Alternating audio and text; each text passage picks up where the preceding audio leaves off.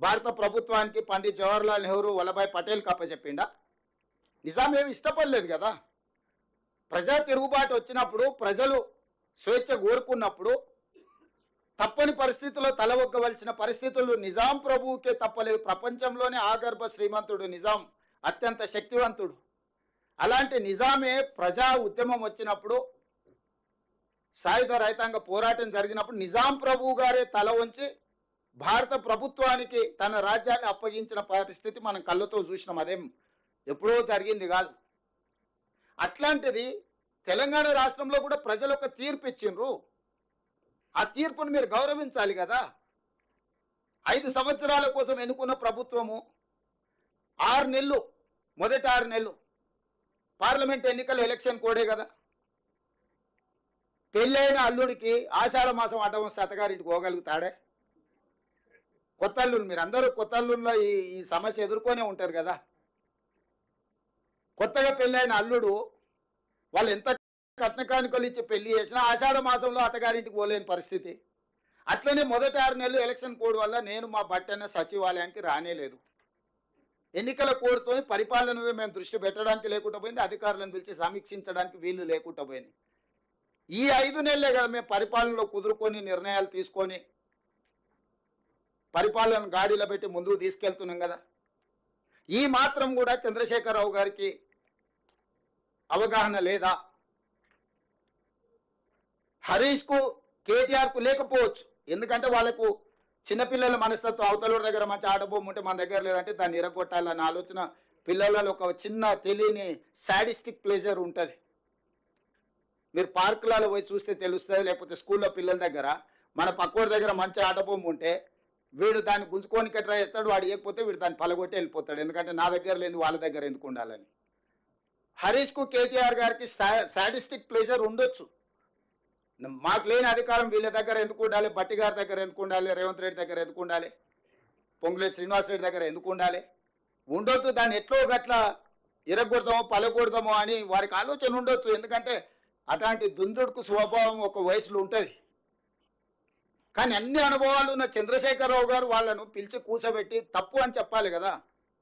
మీరందరు తల్లిదండ్రులు మీ పిల్లలు బడిపోయి తప్పు చేస్తే మీరు టీచర్ పిలిచి మీ పిల్లవాడు ఇట్లా చేస్తుండే మీరు మీ పిల్లలకి మీరు మంచి చెప్పుకుంటలేరా? నేను నా మనవాడికి చెప్తుంటా, స్కూల్లో పోయి ఏదన్నా ఇట్లా అట్లా చేస్తే అట్లా చేయదా తప్పు నాన్న, సమాజంలో మనం మంచిగా ఉండాలి, మనం ఇతరులకు కష్టం నష్టం కలిగి చేద్దాం నేను నా మనవాడికి చెప్తున్నా. మీరు మీ పిల్లలకి చెప్పాలి కదా చంద్రశేఖరరావు గారు అని నేను అడుగుతున్నా.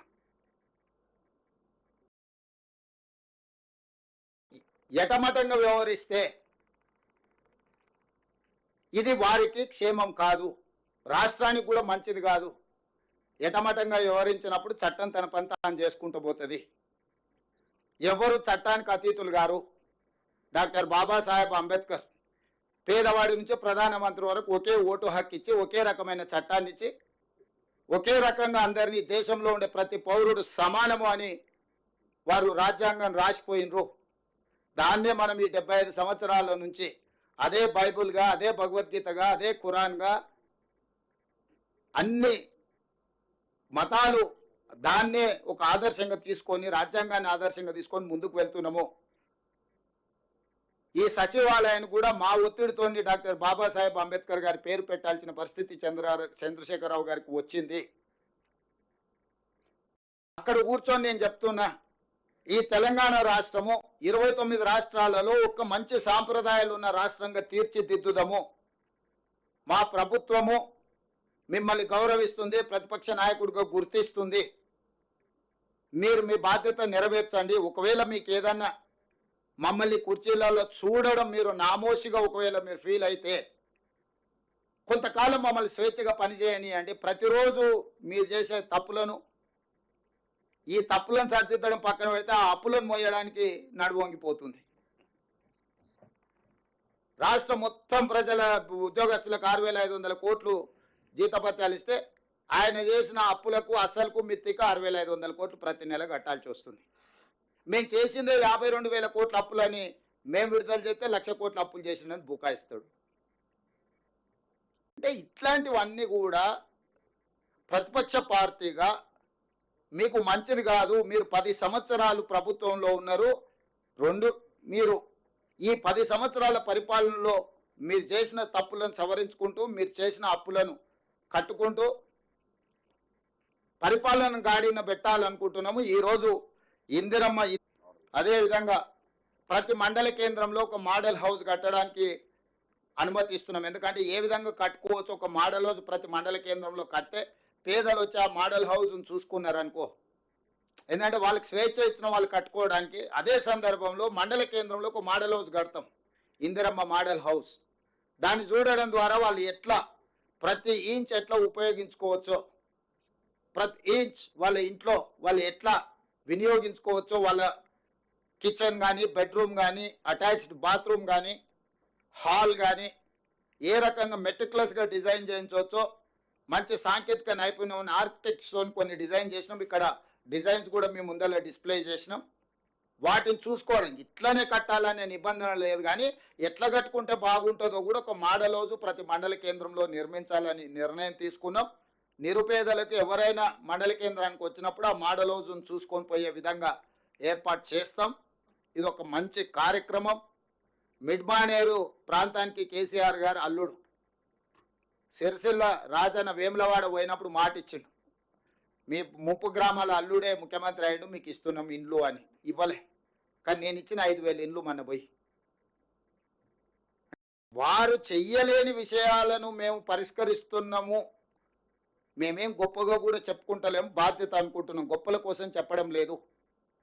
బాధ్యతను మేము ఏ విధంగా నిర్వహిస్తున్నామో మీకు అందరికీ వివరిస్తున్నాము. మా బాధ్యతను మమ్మల్ని నెరవేర్చనియండి. మొదటి సంవత్సరం ఉత్సవాలలో మీరు పాల్గొనండి.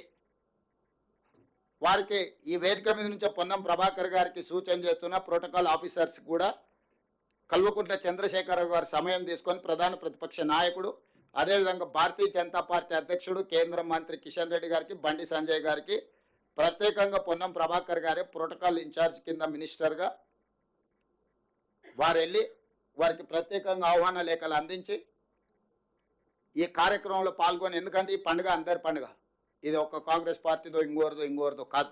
ఈ ప్రభుత్వం అందరిది, ఈ సంక్షేమం అందరిది, ఈ రాష్ట్ర అభివృద్ధి అందరిది. ఇందులో అందరూ భాగస్వాములు కావాలి.